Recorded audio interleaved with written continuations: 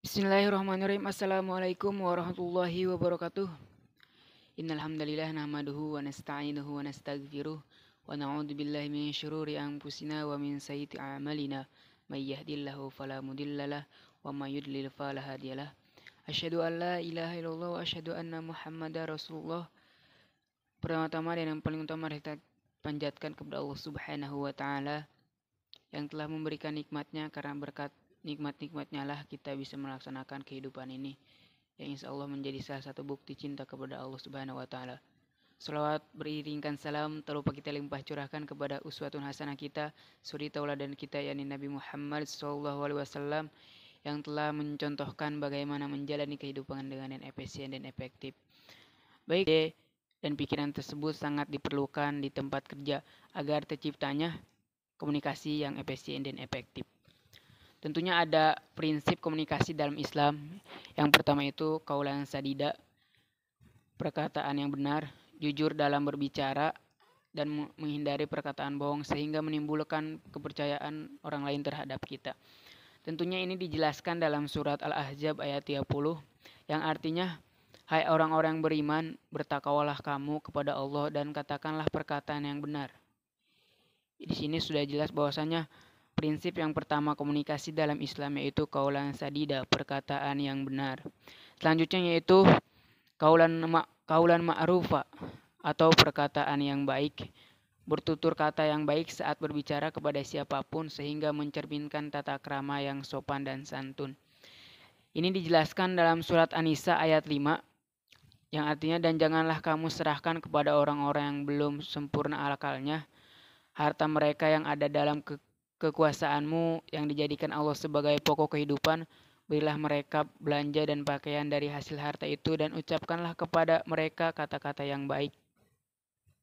Dan yang ketiga itu qaulan layyina, artinya perkataan yang lemah lembut. Berbicara dengan lemah lembut agar apa yang ingin disampaikan dapat diterima oleh lawan bicara. Tentunya ini sudah dijelaskan dalam surat Toha ayat 44, maka berbicaralah kamu berdua kepadanya dengan kata-kata yang lemah lembut. Selanjutnya yaitu qaulan maisuro, yang artinya perkataan yang pantas. Dalam berkomunikasi tidak dibenarkan merendahkan orang lain atau memandang status sosial lawan bicara sehingga terciptanya pengertian dan harmonisasi. Tentunya ini dijelaskan dalam surat Al-Isra ayat 28 yang artinya, dan jika kamu berpaling dari mereka untuk memperoleh rahmat dari Tuhanmu yang kamu harapkan, maka katakanlah kepada mereka ucapan yang pantas. Tentunya kita harus menjaga ucapan kita agar komunikasi kita tetap harmonis dan silaturahmi kita tetap berjalan. Yang kelima yaitu qaulan baligho, artinya perkataan yang efektif dan membekas di jiwa. Komunikasi yang efektif tidak perlu diberbelit-belit atau menggunakan bahasa yang sulit yang dipahami atau lawan jenis.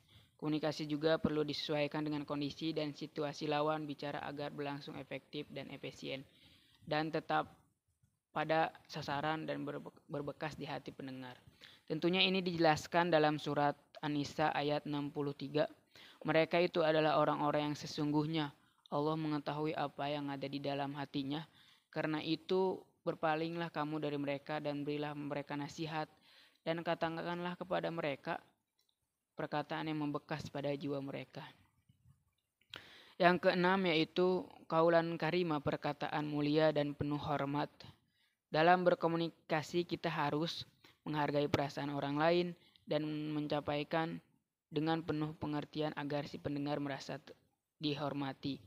Tentunya ini sudah dijelaskan dalam surat Al-Isra ayat 23. Dan Tuhanmu telah memerintahkan supaya kamu jangan menyembah selain Dia, dan hendaklah kamu berbuat baik kepada ibu bapamu dan dengan sebaik-baiknya. Jika salah seorang di antara keduanya atau keduanya sampai berumur lanjut dalam pemeliharaanmu, maka sekali-kali janganlah kamu mengatakan kepada keduanya perkataan dan janganlah kamu membentak mereka dan ucapkanlah kepada mereka perkataan yang mulia. Ya, selanjutnya yaitu 7 manfaat komunikasi bagi karyawan. Yang pertama, memperoleh keterangan atau informasi yang diperlukan dalam bekerja. Dan yang kedua, mampu mewujudkan kerjasama antar personal untuk membentuk tim yang solid. Yang ketiga, menciptakan layanan yang baik terhadap internal dan eksternal perusahaan. Yang keempat, mempermudah dalam pengambilan keputusan. Yang kelima, memudahkan dalam penyampaian kebijakan, peraturan, dan ketentuan yang berlaku di tempat kerja.